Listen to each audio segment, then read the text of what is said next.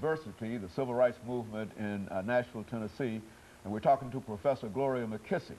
And of course, Professor McKissack, we promised that we'd give you an opportunity to talk about some of the most notable characters that you might have met during the civil rights movement here in Nashville. And I think that you indicated that you knew both Dr. King and his wife. Why don't you talk about those individuals and how you met them within the range of the civil rights movement? Okay, well, there were a number of people that I met at that time, but living in the moment, I didn't know their historical significance as they became icons in the movement.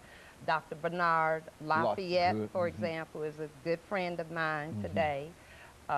John Lewis was active in the movement. Of course, he's a congressman now. So they were just other students, just like, you know, myself.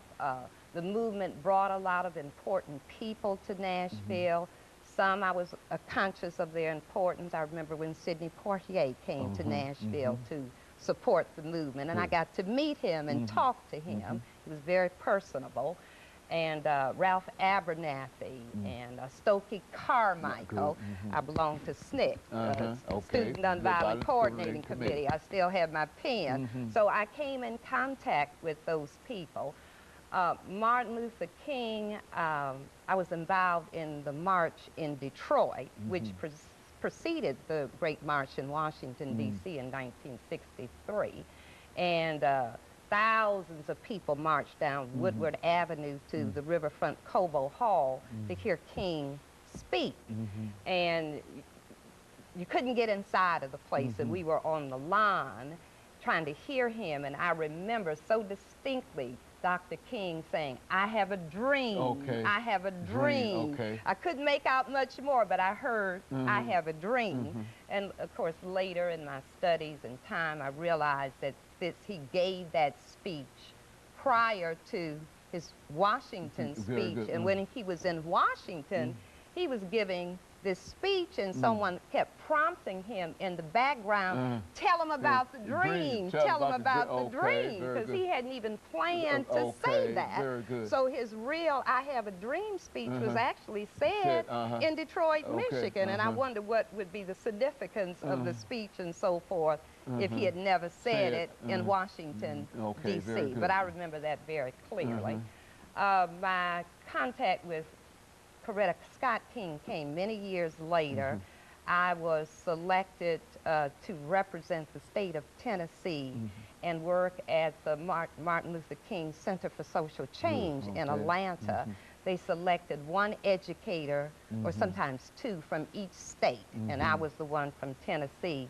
And I worked with Mrs. King and his sister, Christina King, and others to develop a national curriculum guide based on his strategies and his philosophy for nonviolence. So I had close contact with her. I remember when she came in the room, and we were in her board room, and she walked in there, and it was just like an angel had appeared. She just had such a charismatic, she was just a beautiful woman. And so I worked on that curriculum guide there, and went back several times to develop that guide. So Dr. Lewis Baldwin, of course you know Dr. Baldwin, mentioned this curriculum, I think, on a number of occasions when we had him on the show. And so you actually participated in helping to build this civil rights kind of curriculum that Dr. King, that I think was pushed all across the nation. Yes, it was a national curriculum, and when I came back to Nashville, I used to give workshops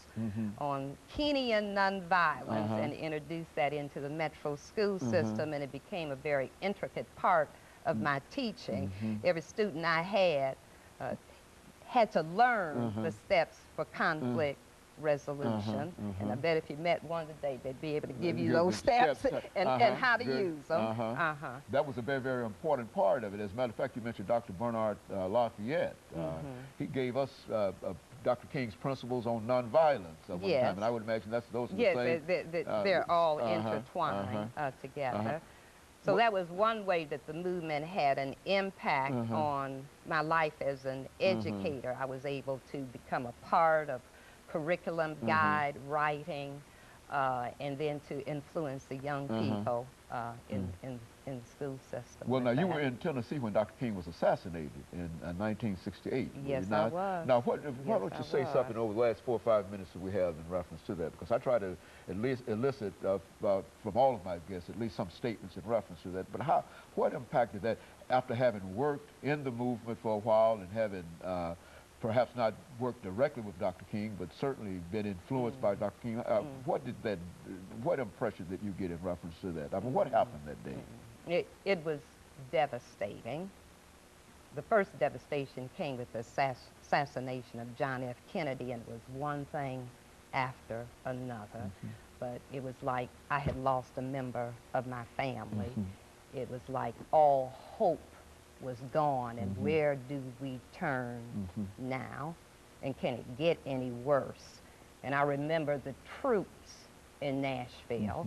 I was living in College Hill at the time, had a little apartment up there, and I had to catch the bus, the Jefferson Street, to get from work home, and they would not carry us beyond Fisk University. So that's a long walk from Fisk To College Hill. to College Hill. And when I finally reached the TSU campus there at John Merritt Boulevard, they had barricades up, and the troops were there, and I just remember how angry I was, and I said, I've got to cross over. I said, I'm going home, but they thought the students would, you know, break into violence and, you know, have riots, and there were riots and things that occurred across the country, but Nashville remained relatively calm and in mourning. It was a sad event. Yeah.